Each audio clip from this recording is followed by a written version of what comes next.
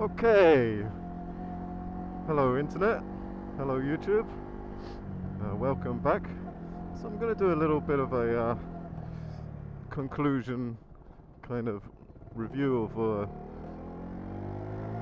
all the bikes I've tried so far, because I think I've made a decision. Well, kind of.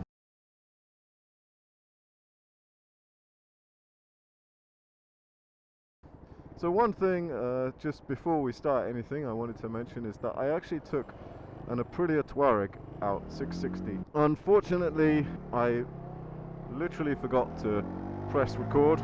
So what I'll do is I'll stick up the small bit of footage that I did record up on the screen while I'm talking for a little bit. So what did I think of that bike?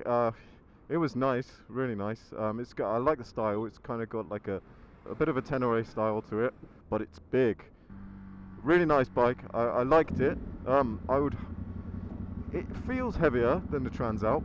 It's taller than the Transalp. Although on paper, it's actually, I think, lighter than the Transalp. My major issue with that bike was that every single time I came to a stop, I was worried if I was going to get my foot down. Because it's very tall. As I say, I'm 5'8". I have 31-inch inseam. Every time I came to a stop, I would be on tiptoe on my left-hand side. I'd even have to sort of tip the bike ever so slightly to the left. As a new rider, so let's just clarify about that and the Transalp. When I say it's not good for a new rider, what I mean is it's not necessarily the power. I think power is manageable. You know, if you've got good clutch control, if you've got good throttle control, you know, you can go as slow or as fast as you like on a bike with more power. So it's not that, it's just the complete absolute sheer size of the thing. Both like topish heavy, at least for me. You can get seat lowering kits for both of them, which I think reduce it down by about 2 centimeters for both of them. But it's also, yes, that's good, and that would be good for kind of urban riding, I suppose. But for touring, which is what those bikes are meant for, you know, that would be, I think they're probably more uncomfortable than just like the standard seat. So the Moto Guzzi.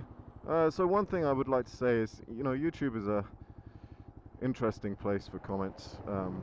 Obviously people getting quite upset that I didn't like the bike, you know, and what I would like to say about that is that, you know, we're all different.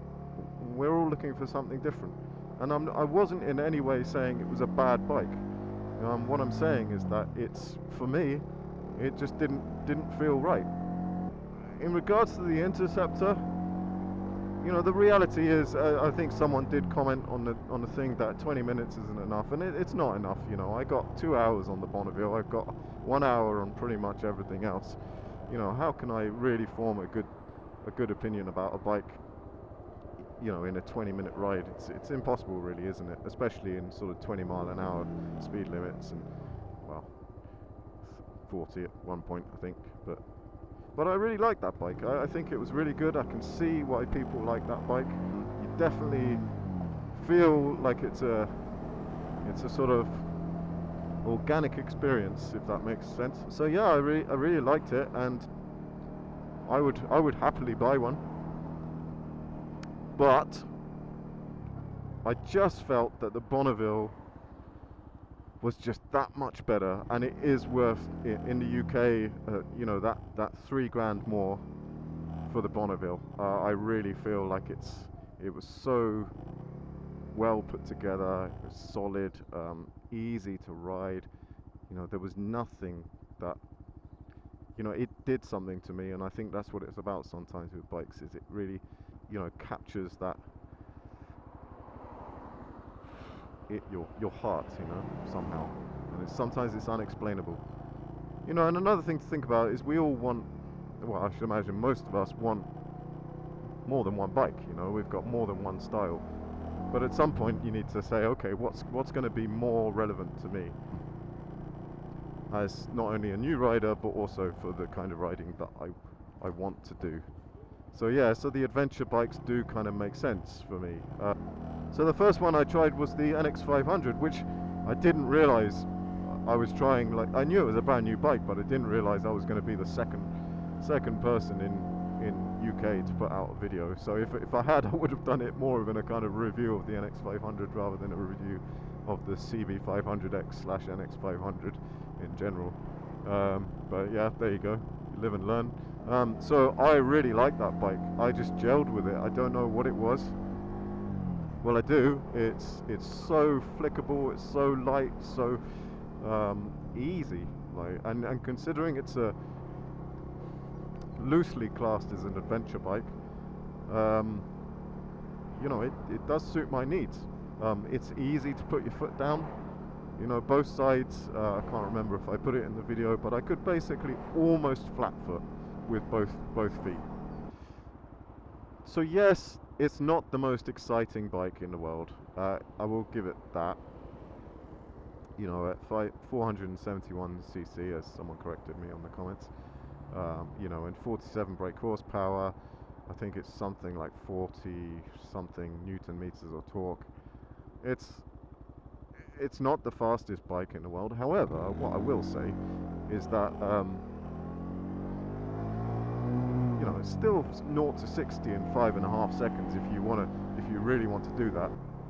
So I'm more than happy to have something which is just 47 brake horsepower for the moment. Whether I grow out of it or not, I probably will, and you can definitely tell the difference. You know, on the Transalp or any of those other bikes, to be honest, apart from the Interceptor, there was definitely more power, and you know, and it's enjoyable and it sounds better as well. That's one thing about the CB500X is, I suppose it's all subjective, but it wasn't. You know, I said in the video that I like the sound, and I do like the sound, but it's not like a sort of 270-degree parallel twin, is it? Bonneville. It doesn't sound anything like that or as good. Right, so there's some sort of honourable mentions that, to be honest, I would have loved to have ridden, but I just didn't get a chance, or like, you know, I might still ride them just for the fun of the channel. So they would be things like the Kawasaki Z650S, Z650 RS even. The W800, a lot of people comment on that bike saying you've got to try a W800. So I don't believe that it still exists in the UK, because it's not on the UK Kawasaki website. It seemed to at one point, because there are definitely second-hand ones out there. But if there's anyone who knows in the UK, then please write in the comments below. So the XSR 700, I like the look of that bike.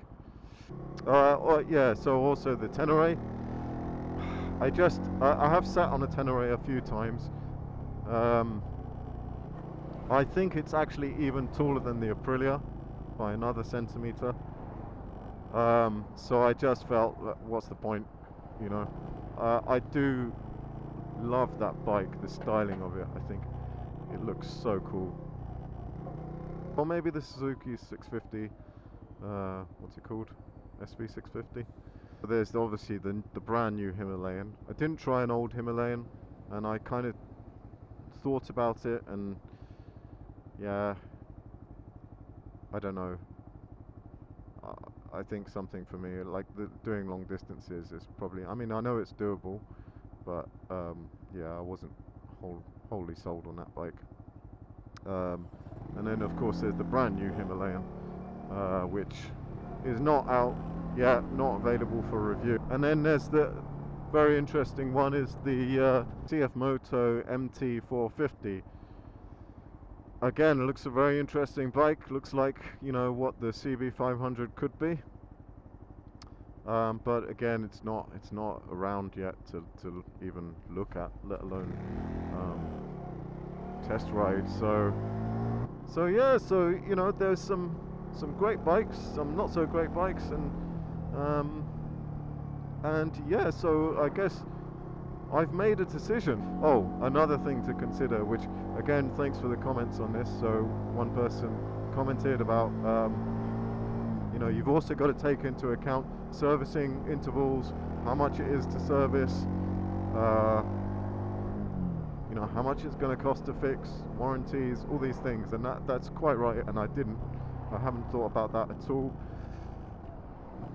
And so yeah, and then on top of that, I'm going to add, which I did mention in the Interceptor video, is insurance.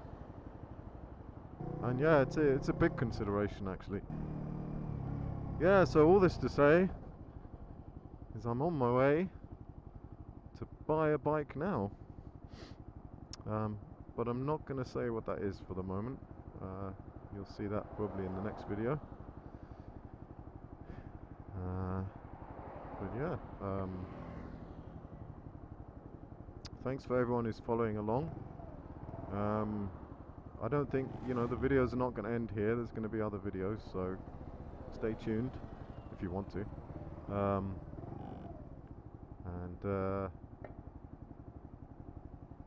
Yeah, hopefully see you in the next one.